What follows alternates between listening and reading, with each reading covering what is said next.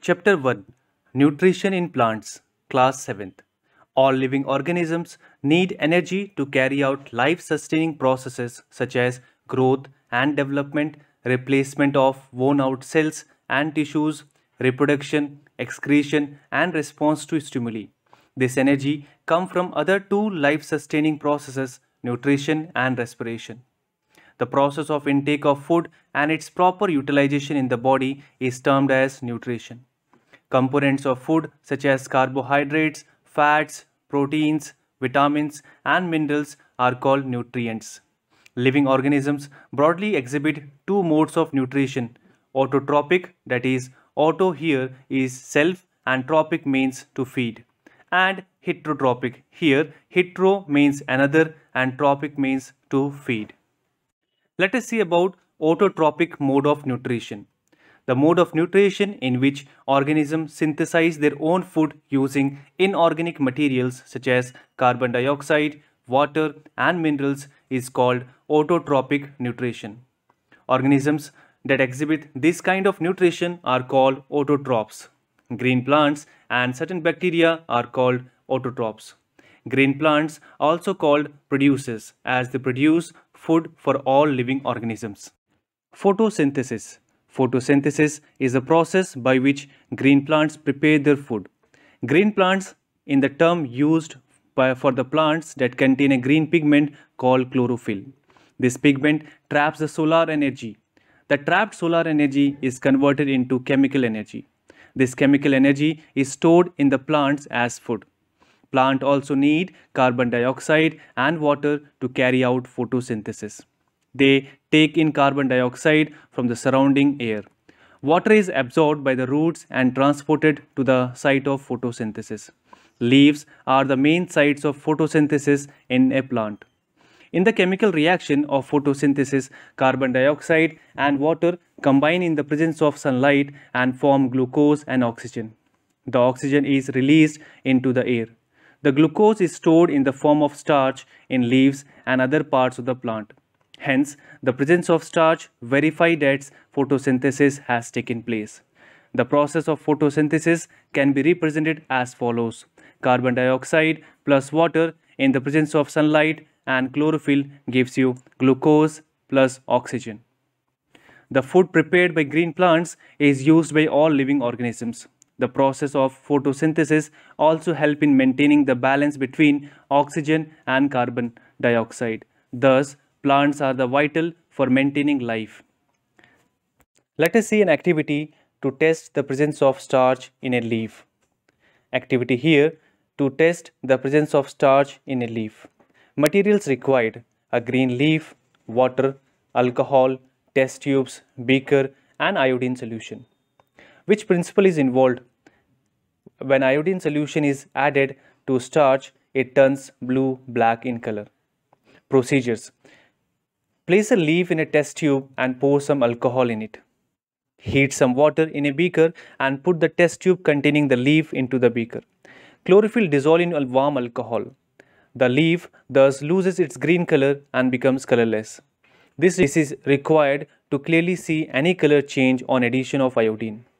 Remove the leaf and pour some iodine solution on it. Observation: the color of the leaf turns blue-black. Conclusion: the leaf contains starch.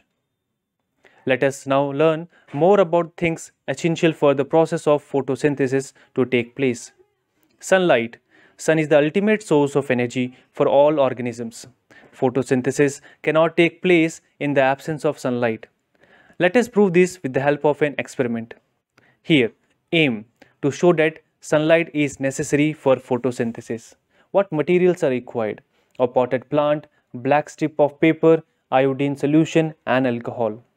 Procedure involved: place the potted plant in a dark place where no sunlight is present for 2 to 3 days. This will destarch the leaves. It is necessary to remove any starch present in the leaves because presence of starch confirms that photosynthesis have taken place. Select a leaf and cover it with a black strip of paper on both the sides. Keep the potted plant in sunlight for 5 to 6 hours. Pluck the leaf and test it for the presence of starch by pouring iodine solution over it. Observation: The whole leaf except the part that was covered with a black strip becomes blue-black.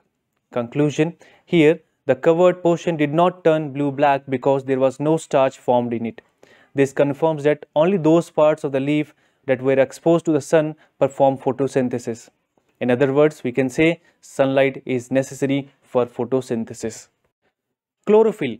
The green part of a plant, especially the leaf, are rich in pigment called chlorophyll. This pigment is present in a special structure called chloroplast in the cells of the plants.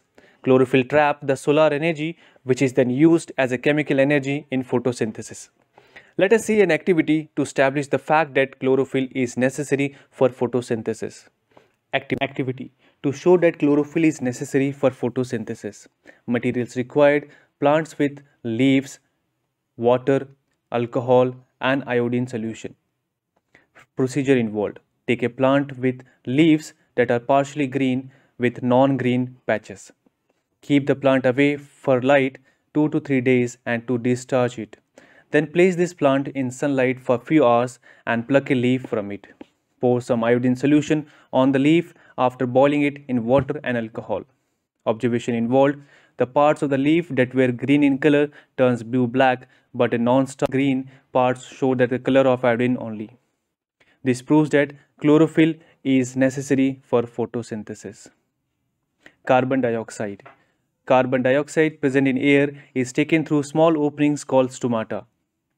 The stomata also help the plants to respire. They are present in the evidence on the lower surface of leaves. Each stoma is surrounded by 2 guard cells. These guard cells control the opening and closing of stomata. Let us see another activity to show that carbon dioxide is necessary for photosynthesis. Materials required: discharge potted plant, conical flask with a split cork, potassium hydroxide, iodine solution, and a dropper. Procedure involved: pour the potassium hydroxide solution in a conical flask. This will remove the carbon dioxide present inside the conical flask as potassium hydroxide absorbs carbon dioxide. Insert a leaf of the plant into the flask through the split cork and place the plant in a sunlight for a few hours. Now take the leaf that was placed inside the cork and any other leaf of the plant and test them for the presence of starch using iodine solution. Observation involved: you will observe that leaf placed inside the conical flask does not turn blue-black, whereas the other leaf turns blue-black. Conclusion: the leaf inside the flask did not carry out photosynthesis in the absence of carbon dioxide. This proves that carbon dioxide is required for photosynthesis. Water and minerals. The roots of the plant absorb water and minerals dissolved in the soil with the help of root hairs. These are transported up to the roots and stem of the leaves through a tissue called xylem.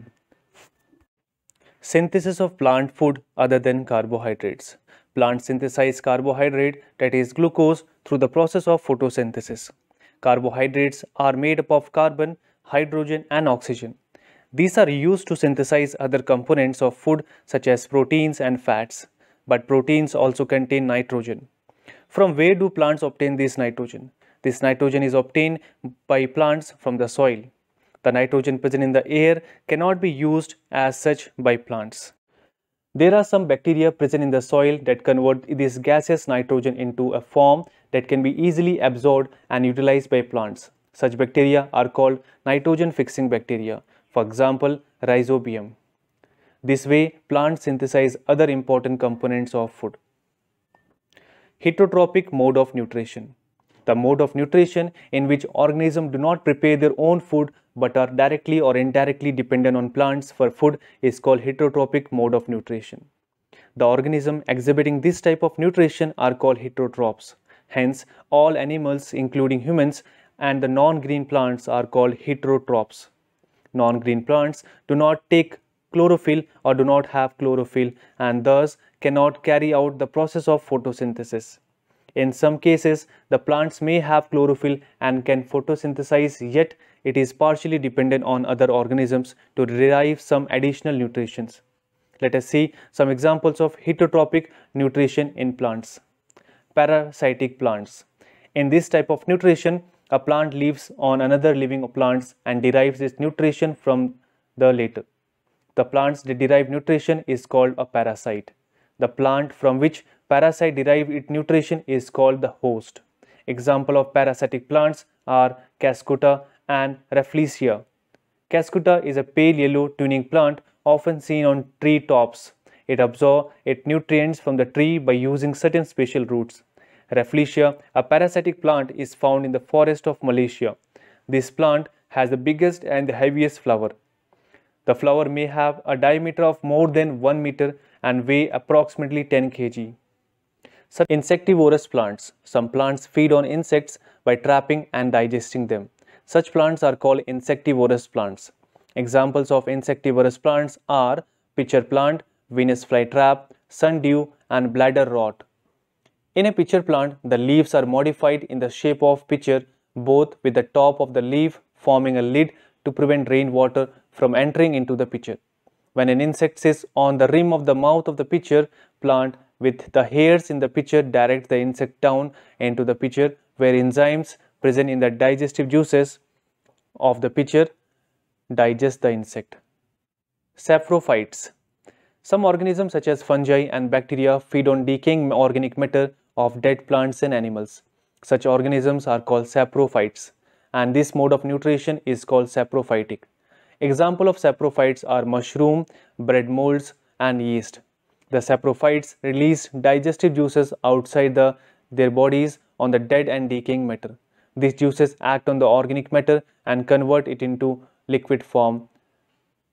These organisms then absorb this liquid and obtain their nutrition from it. Fungal spores are always floating feebly or freely in the air, as when they find a suitable wet and warm surface, they land and grow there. Fungi grow on clothes, shoes, pickles, and other articles in wet and humid climate. Let us see an activity to grow and observe fungi. Materials required: bread, water, and a magnifying glass. Procedure: take a bread slice and sprinkle some water on it. Leave it in a moist place for 2 to 3 days. Observe a bread slice with a magnifying glass. Observation: dark fluffy patches on white, green, and brown color can be seen on the bread slice. When we look through the magnifying glass, these fluffy patches are seen to be a group of thread-like structures. Conclusion: these patches are fungi. Symbiotic plants. The association between two organisms in which both the partners may mutually benefit from each other is called symbiosis. An example of such a give and take relationship can be seen in lichen, which is an association between an algae and fungi. Algae, being an heterotrophs, manufacture food. Fungi, being a saprophytic, provide water and minerals along with shelter to the algae. Another example is a bacterium called Rhizobium, found in a root nodule of leguminous plants. It gets food and shelter from the plant. In return, it fixes nitrogen from the atmosphere for the plant. Rhizobium helps to replenish the soil. Symbiosis is extremely helpful to the farmers. Soil provides many minerals to the plants, such as phosphorus, potassium, and nitrogen. Among all the nutrients, nitrogen is very important for the growth of plant as well as for the synthesis of protein. Plant cannot utilize the atmospheric nitrogen in the gaseous form. However, if this gaseous nitrogen is converted into a soluble form, plant can use it. This conversion cannot be brought about by plants themselves. Certain microbes like Rhizobium can convert atmospheric nitrogen into a form that can be easily used by plants. The plant in turn provides food and shelter to the bacterium. This bacterium gets associated with the roots of leguminous plants such as peas, beans, and grams. Hence, these plants are a good source of protein, which contain nitrogen. Rhizobium fixes nitrogen for the plants and thus help in replenishing the lost nutrients in the soil. That is why the farmers grow a leguminous crop in between two main crops to maintain the fertility of the soil. Thank you.